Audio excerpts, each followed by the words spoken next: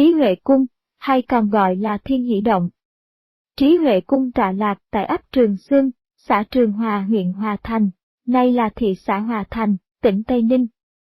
Đức Phạm Hộ Pháp khởi tạo Trí Huệ Cung và khai mở vùng phụ cận vào cuối năm Đinh Hợi, 1947, và ngày hoàn thành là ngày Đức Phạm Hộ Pháp trấn pháp Trí Huệ Cung, ngày 15 tháng 12 năm Canh Dần, tức năm 1951. Đức Phạm Hộ Pháp có đọc một bài diễn văn tại Trí Huệ Cung ngày 17 tháng 8 năm Tân Mão, tức 1951, có sự hiện diện của ông tỉnh trưởng tỉnh Tây Ninh, để giới thiệu với ông tỉnh trưởng và chánh quyền đời, vùng đất nơi Trí Huệ Cung do đạo Cao Đài khai mở, nay giao lại cho chánh quyền đời, để tiếp tục mở mang rộng lớn thêm. Sau đây xin trích một đoạn trong bài diễn văn này. Từ ngày Đức Chí Tôn giáng cơ mở đạo đến nay, phần đông con cái của người đến nương sống nơi đây, mới đủ sức lực mở mang điền địa. Bần đạo thấy đặng sự thật là, ta có đủ điền địa phì nhiêu, mà nuôi dân phu phỉ, nhưng phú hữu của nó chưa quá khác, vì ai cũng biết lâm sản của nó, mà không nỡ phá hại đặng mở mang điền địa. Cả lợi tức trong một hạn lệ từ năm mở tới 10 năm sau đặng thâu một múi lợi tân khai tân khẩn, vẫn bao giờ cũng làm cho chánh phủ cầm quyền buổi nọ e dè, không nhất quyết. Bần đạo vì phải tầm phương sanh sống cho đạo nên đã mạo hiểm từ trên 20 năm, thắng đổi khó khăn trở lực, ngày nay điền địa bổn xứ ta khai mở quá nhiều rồi. Tưởng khi trong 5-10 năm nữa đây, dân bổn tỉnh khỏi phải mua gạo lúa miền Trung và Hậu Giang, mà sống, vì nguồn lợi sẽ phu phỉ. Khoảng đất ngày nay đặng tên Thiên Hỷ Động này, trước 20 năm, đây là rừng rậm, nên đã xin khai khẩn, song họ chỉ ăn cây và củi của nó, chớ không đủ sức mở mang cho nổi. Bần đạo thấy địa thế của nó rất nên tốt đẹp và đất địa của nó là thứ phì nhiêu, nên nay khai mở cho thành khoảnh, cái đẹp của nó. Hôm nay ta vui thấy đây đã đáng giá, trót cả 10 năm nhọc nhằn. Bần đạo đã cởi ngựa ruồng khắp vùng này, được hiểu rằng đất này sẽ trở nên quý báu cho dân bổn xứ. Xóm Trường Hòa, ngài, Đức Hộ Pháp gọi ông tỉnh trưởng Tây Ninh, đã thấy rõ là một làng rừng, chớ không phải mảy may là thành thị, mà hôm nay đã trở nên một đô thị tối tân và đẹp đẽ, chẳng phải đẹp mà thôi, mà nó sẽ trở nên giàu có nữa. Mà chớ, bởi thế cho nên, bần đạo mở con đường An Nhàn Lộ và bắt cây cầu đoạn Trần Kiều, đặng làm cho ngọn suối không còn là chướng ngại vật nữa, mà là con kinh thiên nhiên giúp cho sự mở mang vườn ruộng. Con đường này liên hiệp với con đường sẽ mở từ Trường Hòa vô vùng Thiên Hỷ Động, mà bần đạo đặt tên là Trường Xuân Lộ, rồi lại hiệp luôn với con đường ra Cẩm Giang, mà bần đạo lại đặt tên là Thiên Thọ Lộ. Các cơ thể của bần đạo đã gầy, nên là quyền xã hội, tức là quyền của chánh phủ, và của dân, nên nay bần đạo phải làm lễ mở các tân lộ ấy, và giao nó lại cho ngài sử dụng. Cử chỉ ấy chẳng qua là bần đạo thi hành y theo chân pháp Cao Đài giáo, khi đời chịu thống khổ, thì đạo phải giúp đời, phận sự của bần đạo đã xong, bây giờ là phận sự của quan lớn. Dân đã cho bần đạo hiểu rằng, con đường mới này nó sẽ cho khách du hành đặng 4.000 thước Tây gần hơn chúng ta sẽ đi trên hai con đường lộ ấy đặng về Châu Thành, coi có quả vậy chăng? Thiên Hỷ Động có vòng rào vuông vức rộng lớn 4 bên, mỗi bên có xây một cổng lớn ra vào, trên cổng có tấm bảng đề chữ Thiên Hỷ Động, hai cột cổng có cẩn đôi liện trí huệ. Trí định thiên lương quy nhất bổn. Huệ thông đạo pháp độ quần sanh. Nghĩa là, sự khôn ngoan hiểu biết của con người sắp đặt đem cái thiên lương trở về hiệp vào một gốc đó là Thượng Đế. Cái trí huệ thông hiểu đạo Pháp để cứu độ nhân sanh. Nơi khu trung tâm là một tòa nhà hình khối lập phương, gọi là Trí Huệ Cung.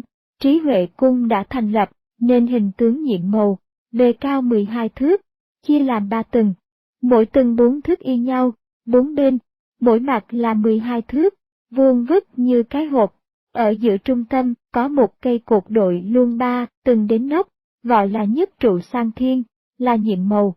Khi chúng ta đứng trước Trí Huệ Cung nhìn vào, thấy trí huệ cung chỉ có 2 tầng, đó là 2 tầng trên, vì tầng trệt được Đức Hộ Pháp xây dưới mặt đất. Trí huệ cung là cửa vào con đường thiên liêng hằng sống. Đức Hộ Pháp thuyết giảng ngày 16 tháng 12 năm Canh Dần và ngày 26 tháng 12 năm Canh Dần, tức năm 1951, xin trích ra sau đây. Ngày nay, Đức Chí Tôn đã mở cho chúng ta một con đường thiên liêng hằng sống, và Bần Đạo đã vâng mạng lệnh Đức Ngài tạo dựng một bến giải thoát cho toàn thể nhân loại trên mặt địa cầu này. Bần Đạo nói, từ đây, kể từ ngày nay, cửa thiên liêng của Đạo đã mở rộng. Bần Đạo kêu toàn thể con cái Đức Chí Tôn, ai hiểu biết mình đứng trong hàng phẩm cửu nhị ức nguyên nhân, 92 ức nguyên nhân, hãy tỉnh mộng lại đặng về cùng Đức Chí Tôn. Cửa này là cửa của các người đến đoạt pháp, đặng giải thoát lấy mình, đến trong lòng Đức Chí Tôn. Vì Đức Chí Tôn đã đưa tay ra nâng đỡ, mà chúng ta không đến, không tưởng nghĩ đến, thì sau này ắt sẽ bị đọa lạc nơi cõi phong đô.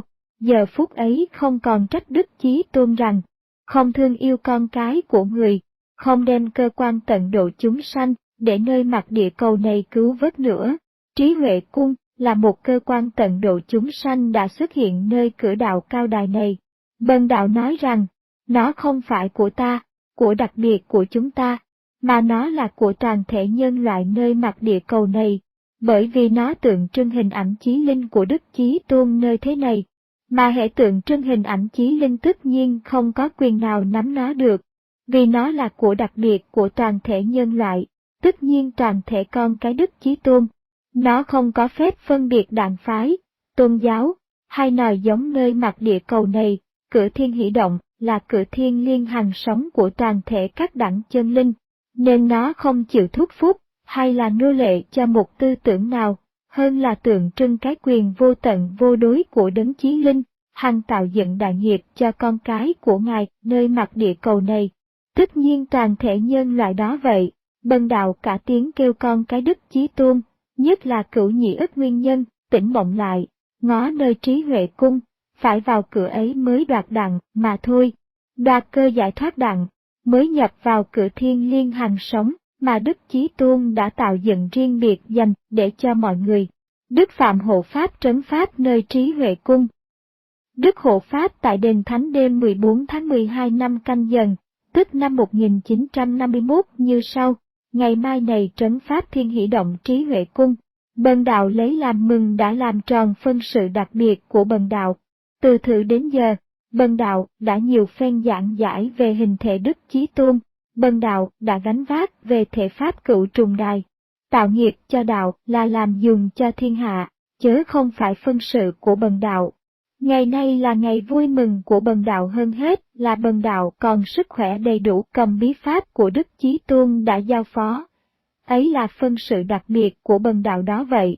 Hộ Pháp đến kỳ Long Hoa này cốt để rước cửu nhị ức nguyên nhân là bạn chí thân của người đã bị đọa lạc nơi hồng trần không phương giải thoát, muốn rước các bạn chí thân của Bần Đạo. Đức Chí Tôn buộc phải lấy pháp giới tận độ chúng sanh, hôm nay là ngày mở cửa thiên liêng, và đưa nơi tay các đấng nguyên nhân ấy một quyền năng đặng tự giải thoát lấy mình. Hai món bí pháp ấy là Long tu phiến của Đức Cao Thượng Phẩm để lại, Kim Tiên của Bần Đạo. Hiệp với ba vòng vô vi, tất nhiên là diệu quang tam giáo, hay là hình trạng càn khôn vũ trụ, mà đó cũng là tượng ảnh huệ quang khiếu của chúng ta đó vậy. Kim Tiên là gì? Là tượng hình ảnh điển lực điều khiển càn khôn vũ trụ, mà chính nơi đó là điển lực tất nhiên là sanh lực đó vậy. Với nó, mới có thể mở đệ bát khiếu.